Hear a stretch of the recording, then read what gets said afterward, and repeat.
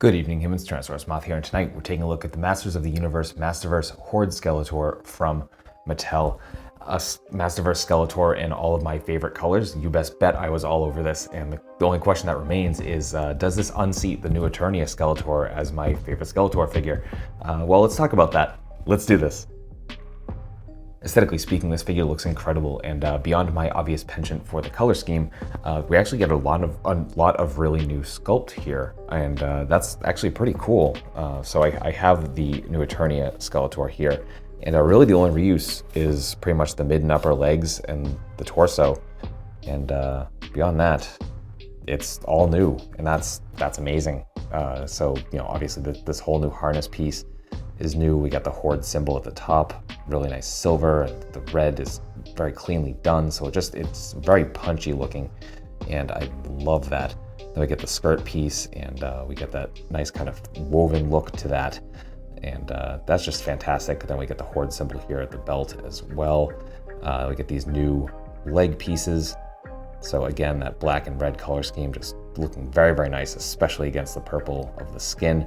And we even get different feet. We got three-toed Skeletor here as opposed to the five-toed Skeletor here. So yeah, some new stuff there. Then even the arms, we get these kind of new forearms with the kind of three bumps there as opposed to the front and back, which are just bumps here and there. So new stuff there as well. And then of course the head sculpt is completely new. And I love this head sculpt. This just has a really cool look to it. Man, my camera does not want to focus tonight. I'm sorry, y'all. But just really well done. We got the woven look coming back here up on the hood. And yeah, just the skull looks nice and sinister and like thin. We got really big teeth going on here. So just a really cool looking figure overall.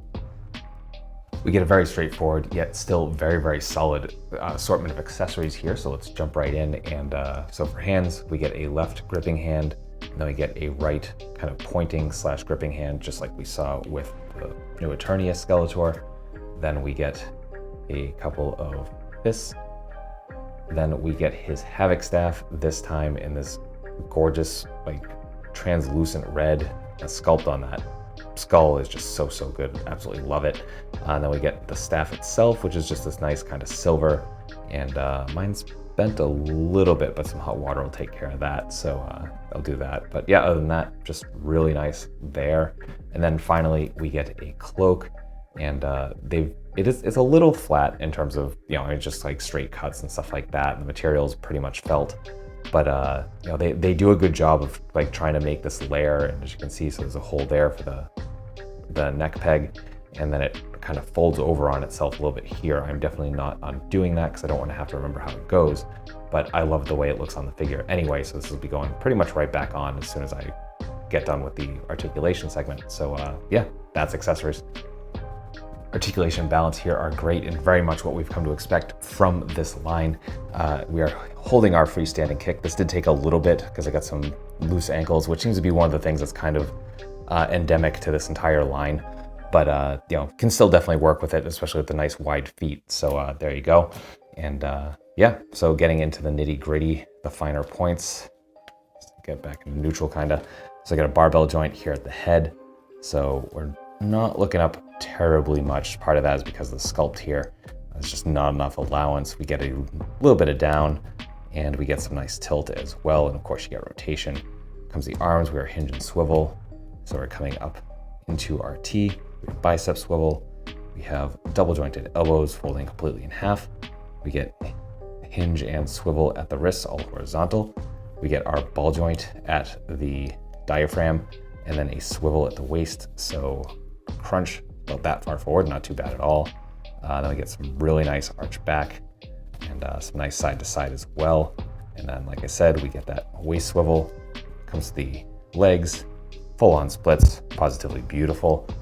We get a front kick coming out to not quite 90, but definitely close enough. Get some thigh swivel, get some double jointed knees, bring us to there. We get a shin cut, so we get some rotation there.